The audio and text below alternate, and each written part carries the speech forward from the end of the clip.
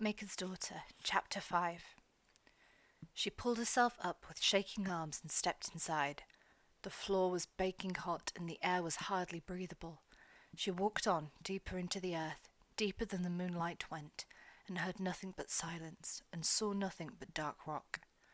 Harsh, barren walls rose to the left and right, and she felt them with her bleeding hands. Then the tunnel opened out into a great cavern. She had never seen anything so gloomy and empty of life. And her heart sank because she had come all this way, and there was nothing here. She sank to the floor, and as if that were a signal, a little flame licked out of the rocky wall for an instant and went out. Then another in a different place. Then another. Then the earth shook and groaned with a harsh grating sound, the rocky wall tore itself open, and suddenly the cavern was full of light. Lila sat up astonished as red fire and flame licked and crackled at the rocky roof. All of a sudden the grotto was alive with movement, as 1,000 fire imps swarmed upwards to dash themselves against the rock and smash into 1,000 more, as a wide carpet of boiling lava spread from side to side, as the clang and clash of mighty hammers and anvils rang with the rhythm of a great fire dance. The cavern was full of light and noise. Thousands upon thousands of little fire spirits toiled and blazed and swung hammers and ran to and fro with handfuls of sparks and swarmed against the rocky wall till it melted and slid downwards like soft wax. Then the greedy creatures plunged their red hands into it and lifted up the bubbling sulphur into their tiny mouths and ate until another mass of rock slid down and smothered them. And then, into the heart of the light and the fire and the noise, leapt Razvani himself, the great fire fiend, whose body was a mass of flame, and whose face a mask of scorching light. Thousands of fire imps scattered as he landed, and even the blazing flames bowed down to him, and so did Lila. In a voice like the roar of a forest fire, Razvani spoke. "By what right have you come to my grotto?" She swallowed hard. It was difficult to breathe because she seemed to be taking fire into her lungs as well as air. I want to be a firework maker," she managed to say. He laughed a great laugh. "You? Never! And what do you want from me?" "Royal sulphur," she gasped. At that he slapped his sides and laughed even harder, and a chorus of jeers and shrieks of merriment burst from all the fire imps. "Royal sulphur? Did you hear that? Oh, that's good, that's funny. Well, speak, girl. Have you the 3 gifts? Lila could only shrug and shake her head. She could hardly speak. "I don't know what they are," she said. "So what were you going to exchange for the royal sulphur?" he roared. I don't know." "You were going to give nothing in exchange?" She had nothing to say. She bowed her head.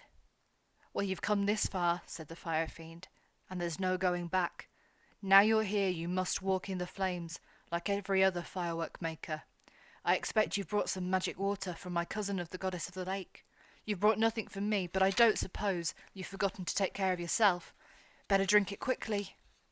"I've got nothing," Lila gasped. "I didn't know about magic water or the 3 gifts. I just wanted to be a firework maker. And I'll be a good one, Razvani. I invented self-igniting crackle dragons and shimmering coins. I've learned everything my father could teach me. It's all I want, to be a firework maker like him." But Razvani merely laughed. "Show her the ghosts," he cried, and clapped his blazing hands.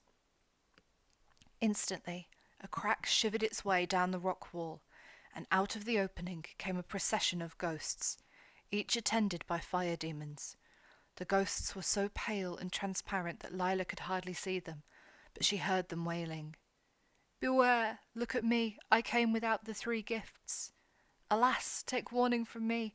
I hadn't worked at the craft, and I wasn't ready. Maiden, turn back! I was arrogant and headstrong. I didn't seek the water from the goddess, and I perished in the flames." Wailing and weeping, the ghosts passed across the lake of fire and vanished into a crack in the opposite wall. "That's what happens to those who don't come prepared," said Razvani. "But now you must submit yourself as they did.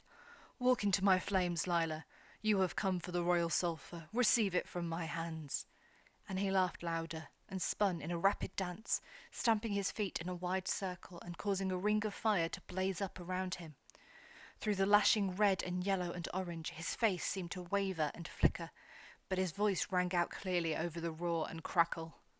You want to be a firework maker? Walk into my flames. Your father did in his time, and so did every artist in fire. This is what you've come for. Why are you waiting? She was terribly afraid, but she knew that she must do it. She would rather be a ghost than go back empty-handed and fail at the one thing she had ever wanted. So she took one step forward, and then another, and her poor feet burned and blistered so that she cried out loud. Then she took another step, and when she knew she could bear it no longer, she heard a great sound behind her like a mighty trumpet.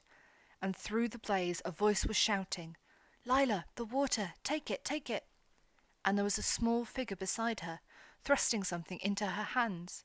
A gourd, a drinking gourd with a clasp that she tore off before lifting it to her parched lips and drinking, drinking, drinking deep.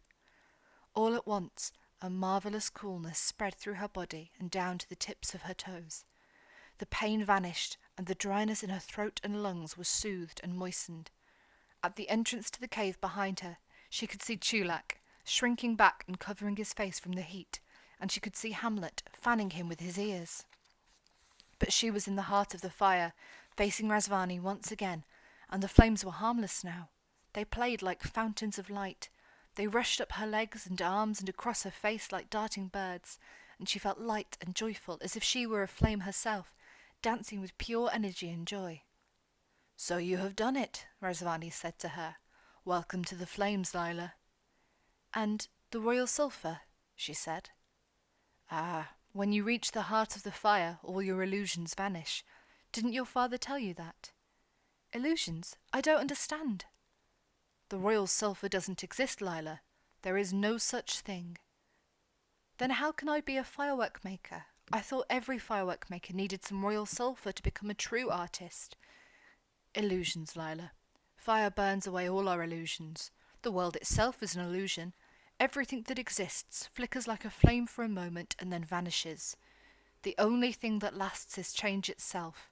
There is no royal sulphur. An illusion. Everything outside the fire is illusion. But the three gifts, I don't understand. What are the three gifts, Razvani? Whatever they are, you must have brought them to me, he said.